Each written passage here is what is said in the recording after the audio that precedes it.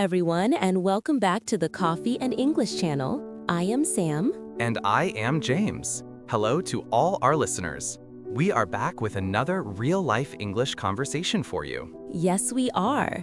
Today, we have a very practical topic. We are going to talk about getting a haircut. This is a situation where many people feel nervous speaking English. You are in the chair, the barber has scissors, and you do not know what to say. Do not worry, we are here to help. We will teach you the vocabulary you need for the barbershop or the hair salon. In this conversation, I will be the customer who needs a haircut. And I will be the barber. A barber is a person whose job is to cut men's hair and shave beards. If you go to a place for women, it is usually called a salon or beauty salon, and the person is a hairdresser or stylist. Exactly, but many of the words are the same for both. So let's begin the role play. Welcome to Sam's Barbershop. Hello, good morning. Do you have time for a haircut right now? Good morning. Did you make an appointment? No, I did not. I am just walking in. Ah, a walk-in. That is a customer who comes without a reservation. Yes, we have time. Please have a seat in the barber chair. Thank you. Okay, I will put this cape on you. A cape is the cloth that covers your clothes so they do not get covered in hair. It feels like a superhero cape. Yes, it does. So, what are we doing today? How would you like your haircut? This is the hard part. I am not sure how to describe it. My hair is getting too long. It looks messy. I see. It is a bit long, especially over your ears and in the back. Do you want a big change or just a cleanup? Just a cleanup, please. I like the style, but it needs to be shorter and neater. Okay, so you want a trim. A trim means we only cut a little bit off the ends to make it look tidy. Yes, a trim, but I think I want the sides to be quite short. Understood. How short on the sides? Do you want me to use scissors or the clippers? Clippers, please. Clippers are the electric machine that buzzes, right? That is correct. We use guards on the clippers to control the length. A number 1 is very short, and a number 4 is medium length. Let's try a number 2 on the sides. That should be short enough. A number 2 on the sides. Got it.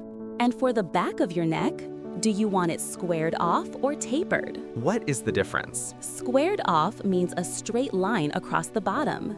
Tapered means it gradually gets shorter until it disappears into your skin. It looks more natural. Oh, I prefer tapered, please. It looks cleaner to me. Good choice. Now, what about the top? Do you want to keep some length on top? Yes, please. Don't cut too much off the top. I like to style it with some gel. Just take about 1 inch off. Okay, 1 inch off the top using scissors. And how do you usually part your hair? To the left or to the right? A part is the line where you divide your hair, right? I usually part it to the left side. Okay, I see your natural part here. I will follow that.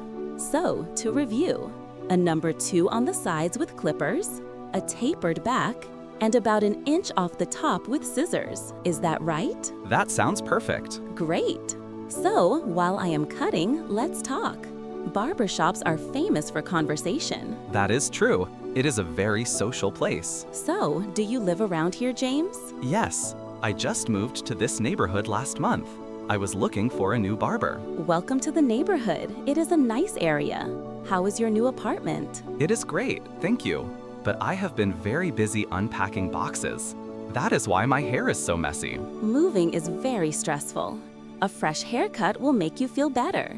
It is good self-care. I agree. When you look good, you feel good. Absolutely. Okay, I am almost done with the haircut. Let me use a mirror to show you the back. Oh, wow. That looks much better. The tapered back is very neat. It looks sharp.